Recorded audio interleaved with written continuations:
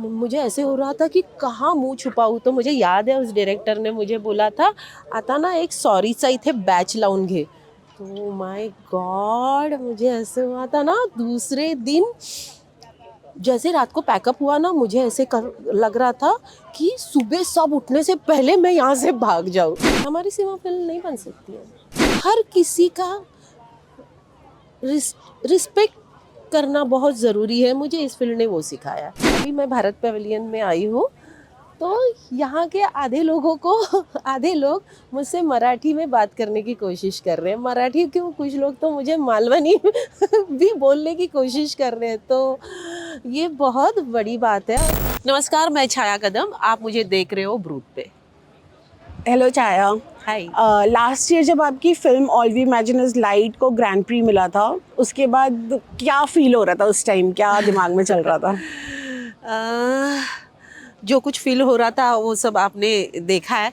बहुत बहुत मज़ा आया था, अंदर से बहुत प्राउड फ़ील कर रहे थे। और जैसे मैं हर वक़्त बोल रही हूँ कि उस एक घटना से है ना खुद का कॉन्फिडेंस बहुत बढ़ गया है, और जितने लोग हमें देख रहे थे उन सबका भी कॉन्फिडेंस बढ़ गया है। और जो मुझे दिल से लग रहा था ना कि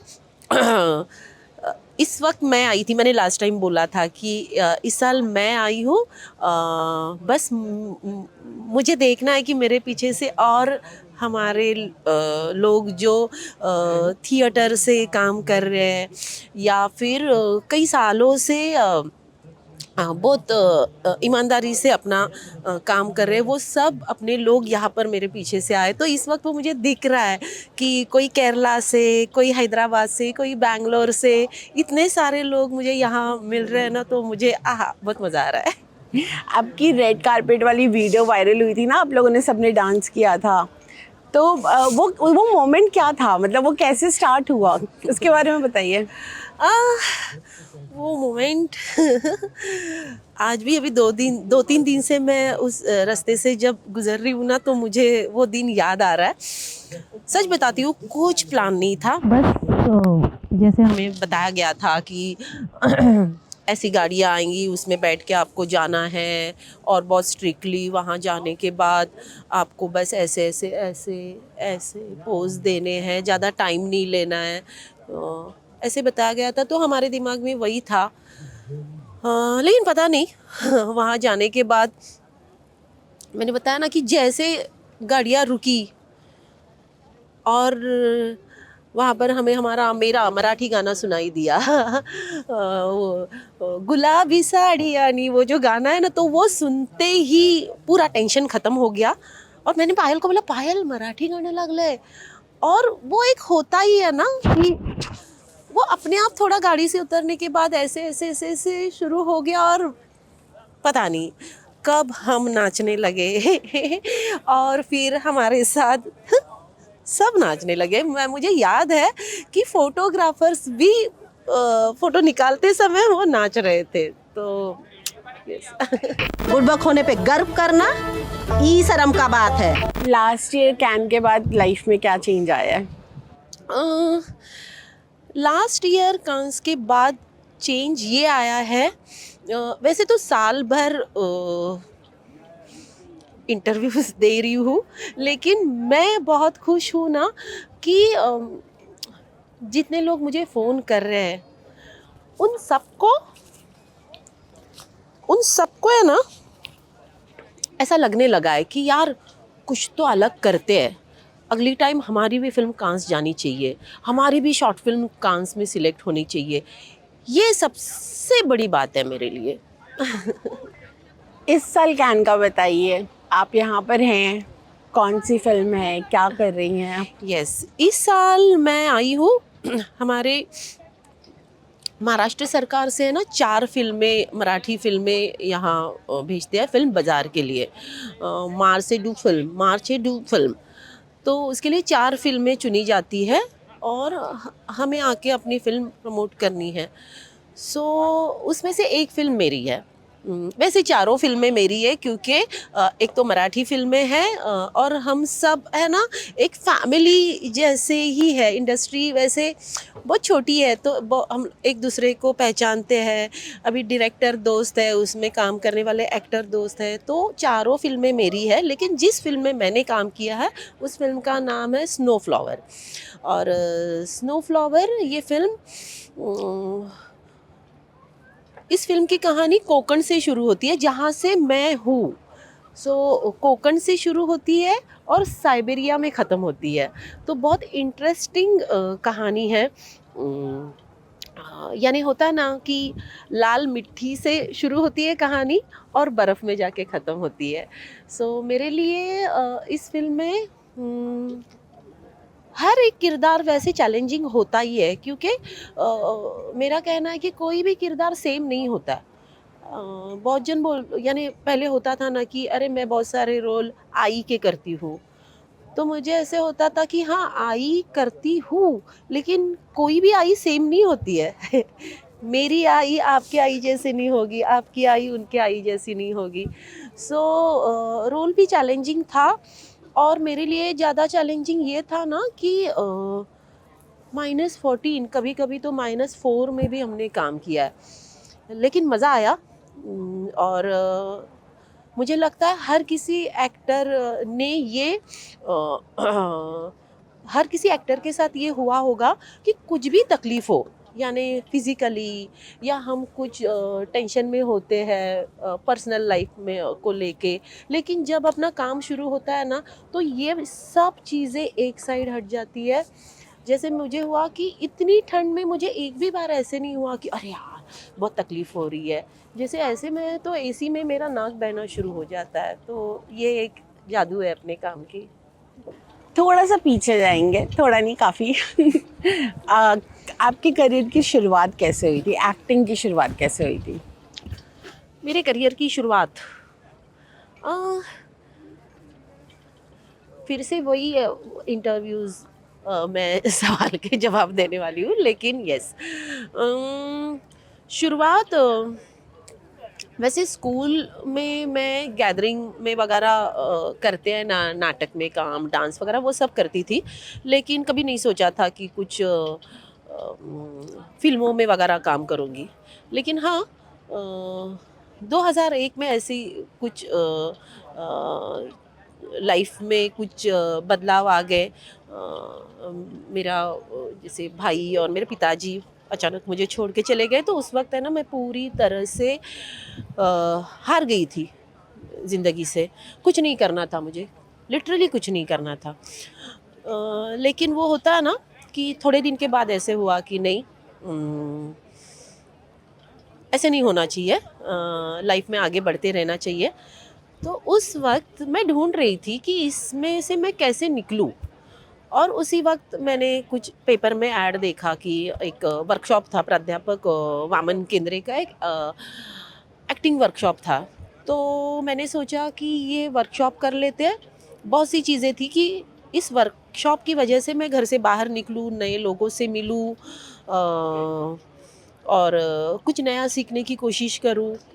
यही सब दिमाग में था। वैसे मैंने वो वर्कशॉप जॉइन किया और उस वर्कशॉप की वजह से लाइफ चेंज हुई इसलिए मैं बोलूँगी क्योंकि ना वहाँ जाने के बाद मुझे पता चला कि हमें जितना इजी दिखता है उतना इजी नहीं होता है। खुद के ऊपर बहुत काम करना पड़ता है। जैसे अ,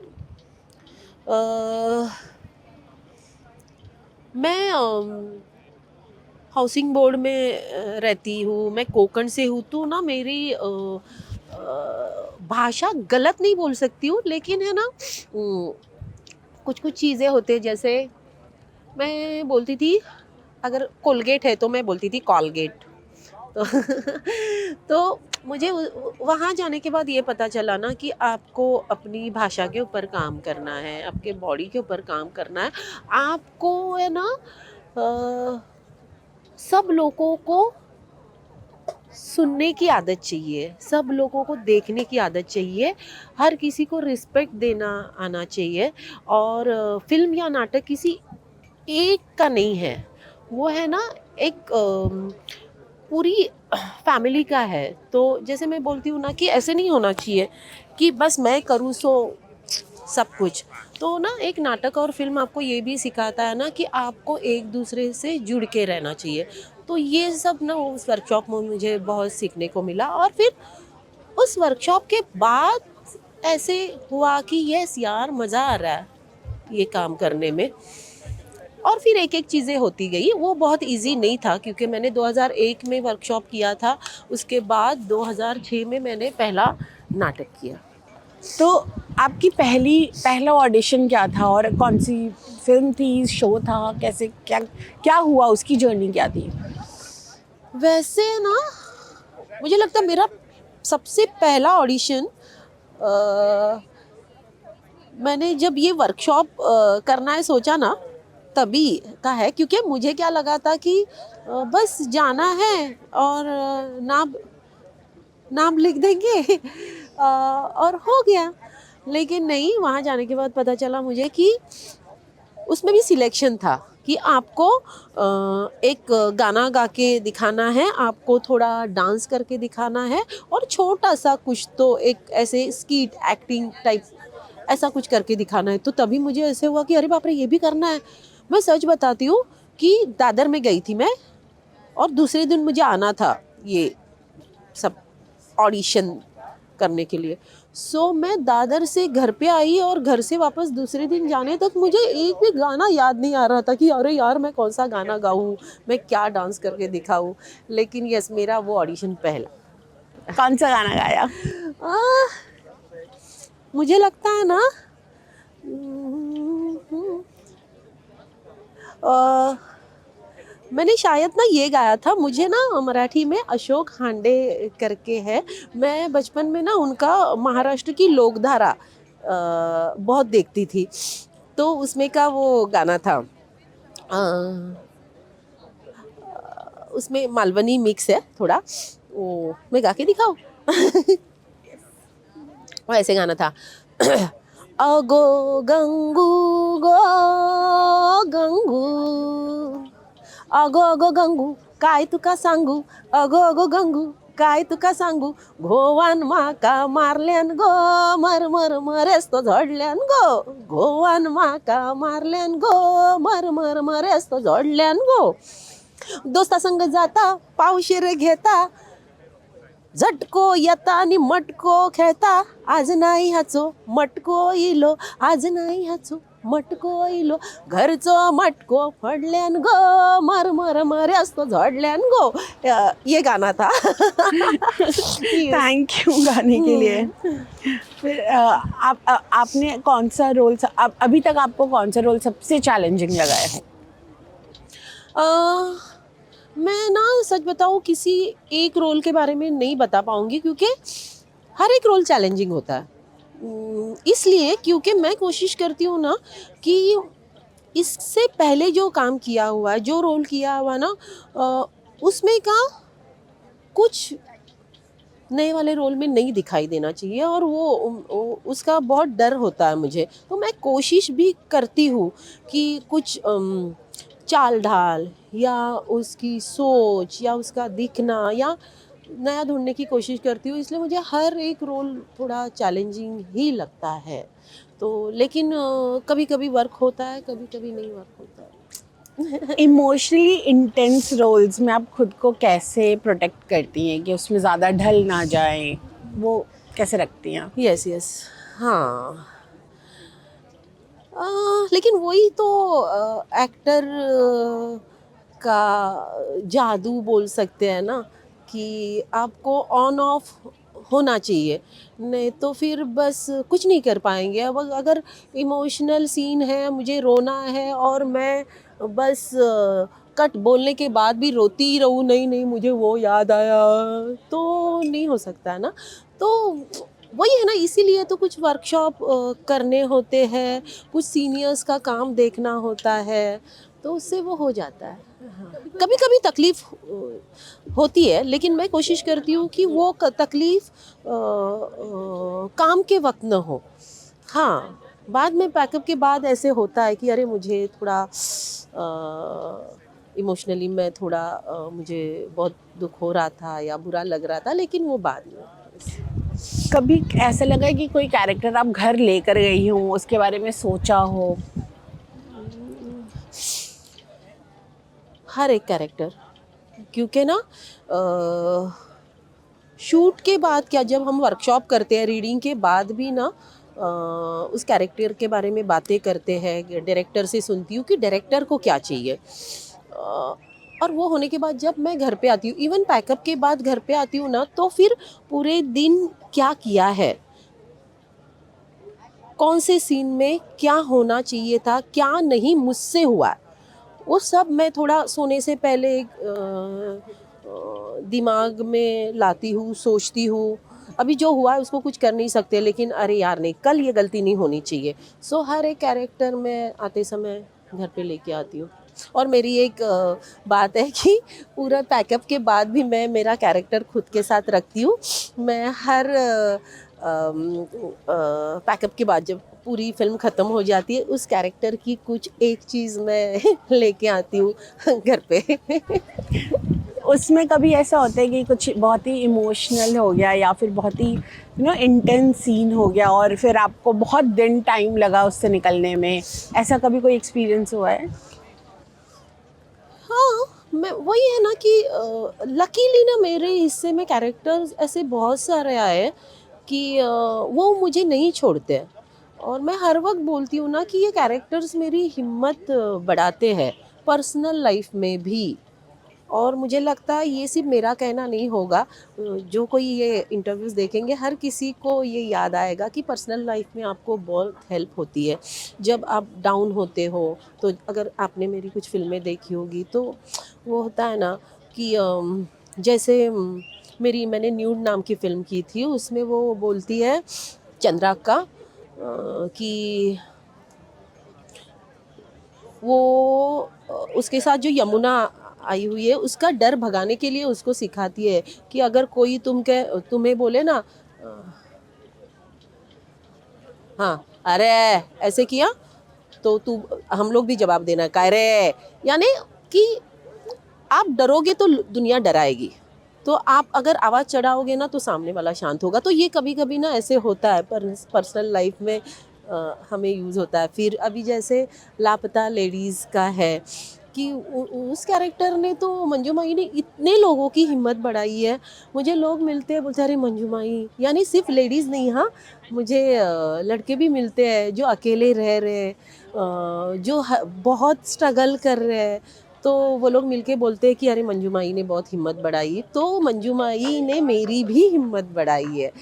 तो ऐसे बहुत सारे कैरेक्टर्स हैं। जैसे मैंने हिजड़ा नाम की एक ना एपिसोड किया था, तो वो हिजड़ा करने तक है ना मुझे पता नहीं था यार। हम लोग सिर्फ सोचते हैं क्या ये लोग ताली बजाते हैं, क्या सिग्नल पे खड़े होते हैं, नहीं यार उनका पर्सनल लाइफ यानी कितना स्ट्रगल है। और वो सब स्ट्रगल एक साइड में रख के वो लोग जैसे हमारे साथ होता है यार, तो वो है वो भी एक आने के बाद हम लोग सोचते रहते हैं ना। मेरा सिर्फ एक है ना कि इस फील्ड की वजह से ना हर किसी का रिस्पेक्ट करना बहुत ज़रूरी है। मुझे इस फील्ड ने वो सिखाया। आपने टीवी शोज़ भी किए हैं और आपने फिल्म्स भी किए हैं। क्या शूटिंग में, बिहेवियर में क्या अंतर आपको दिखा? आह, सच बताओ हर कोई ऐसे बोलता है ना कि अरे ये सीरियल वाली एक्ट्रेस है, अरे ये फिल्म वाली है। मुझे ऐसे लगता है नहीं, एक्ट्रेस एक्ट्रेस है। क्योंकि मैंने जब सीरियल की थी ना तभी भी मैं ऐसे ही दिल लगा के काम करती थी। और तो मुझे नहीं कुछ फ़र्क लगता है। मुझे इनफैक्ट बहुत बुरा लगता है जब कोई डायरेक्टर या कोई प्रोडक्शन वाला बोलता है ना कि अरे नहीं नहीं ती सीरियलचा चेहरा है। तो ऐसा नहीं होना चाहिए यार, मैंने भी पहले सीरियल किए हैं। और आगे जाके पता नहीं मैं करूँगी भी, तो ऐसा नहीं होना चाहिए। एक्सपीरियंस कैसा था कि वहाँ पे तो डेली हाँ, हाँ, शूट्स हाँ, होते वो थे? तो एक है कि बहुत घंटे, मैं तो बोलती हूँ उनका बहुत यार टफ लाइफ है, इतने घंटे वो लोग काम करते हैं। और मैं कभी कभी मेरे बहुत से मेरे दोस्त हैं जो काम करते हैं, वो लोग बोलते हैं ना की ताई मी आत्ता घरी पोहोचले. बोला अरे बापरे इतना लेट हुआ. हाँ ताई मी आता मला सकाळी परत लवकर जायचं आहे. तो मुझे ऐसे लगता है यार ये यानी ये एनर्जी आती कहाँ से है. तो बहुत यानी सल्यूट है उनको. जब मैं सीरियल करती थी मुझे याद है ना मेरा ना पहले सीरियल का क्या वो होता है पायलट शूट हुआ था. तो मुझे याद है एक सीन शूट कर रहे थे हम लोग. नाइट थी और ऐसे बहुत बड़ा सीन था और मेरे इंटरेस्ट से पहले है ना बहुत कुछ कुछ ऐसे 2-3 कैरेक्टर थे वो बात करते हैं क्या है, फिर जिमी जीप ये और ऐसा बहुत कुछ था. और जब मेरी एंट्री होती है मैं बहुत पीछे वाले झोपड़ी से ऐसे चल के आती हूँ और फिर मेरे डायलॉग थे. मैं आती थी और 1-2 डायलॉग के बाद ना मैं भूल जाती थी. तो एक बार भूल गई तो फिर मैंने बोला कि अरे सॉरी सॉरी सॉरी. तो फिर ओके ओके काही नाही काही हरकत नाही डायरेक्टर ने बोला. फिर मैं वापस गई, फिर वापस सेकंड टेक में भी वैसे ही. फिर वापस उन्होंने बोला अरे नहीं नहीं चल काही नहीं होईल. ऐसे करके ना वो रीटेक बढ़ने लगे. और फिर दिखाई देता है ना 4-5 रीटेक के बाद जो होता है ना अरे नहीं नहीं होईल तो बाद में ऐसे होने लगा. हाँ हाँ चल ना कर ना आता नीट. हाँ. बाद में मुझे याद है उस डायरेक्टर ने मुझे मैं सॉरी सॉरी सॉरी बोलती थी ना और मुझे इतना यानी मुझे ऐसे हो रहा था कि कहाँ मुंह छुपाऊँ. तो मुझे याद है उस डायरेक्टर ने मुझे बोला था आता ना एक सॉरीचा इथे बॅच लावून घे. तो माय गॉड मुझे ऐसे हुआ था ना दूसरे दिन जैसे रात को पैकअप हुआ ना मुझे ऐसे लग रहा था कि सुबह सब उठने से पहले मैं यहाँ से भाग जाऊँ.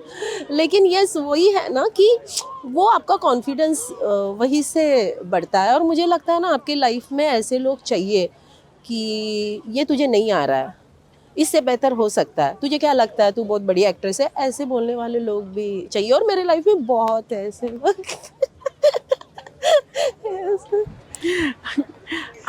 रीजनल सिनेमा अब हर जगह जा रहा है, फेस्टिवल्स में जा रहा है. आपको लग रहा है कि मतलब उसके इम्पैक्ट के बारे में को आप कैसे देखती हैं? रीजनल सिनेमा रीजनल सिनेमा के ग्लोबल प्लेटफॉर्म्स पे जो जा रहे हैं उसके इम्पैक्ट को आप कैसे देखती हैं? अरे मुझे ज़्यादा खुशी है क्योंकि मेरी शुरुआत ही ऐसे फिल्मों से और ऐसे रोल से हुई है. और अच्छा लग रहा है कि मुझे इस साल मैं झूठ नहीं बोल रही हूँ कि अभी मैं भारत पवेलियन में आई हूँ.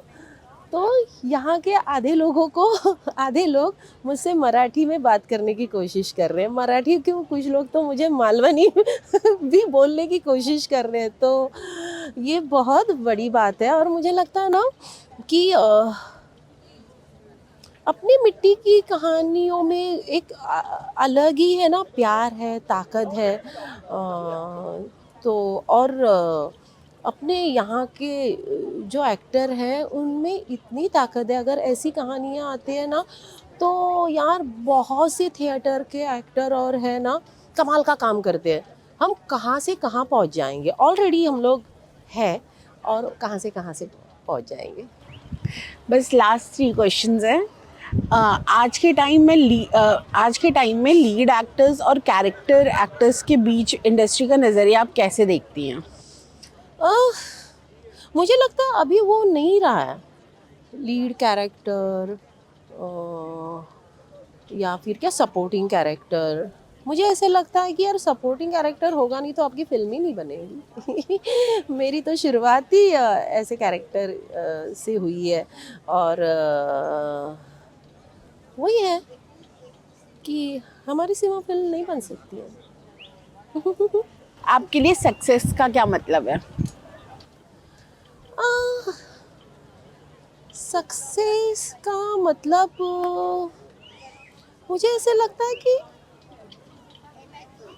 सक्सेस यानी क्या है. जैसे मुझे अभी लोग बोलते हैं कि अरे यार अभी तू एकदम सक्सेसफुल हो गई. तो मुझे लगता है नहीं कि अब ये हो गया है, अब आपको आगे आगे बढ़ना है, उससे आगे बढ़ना है.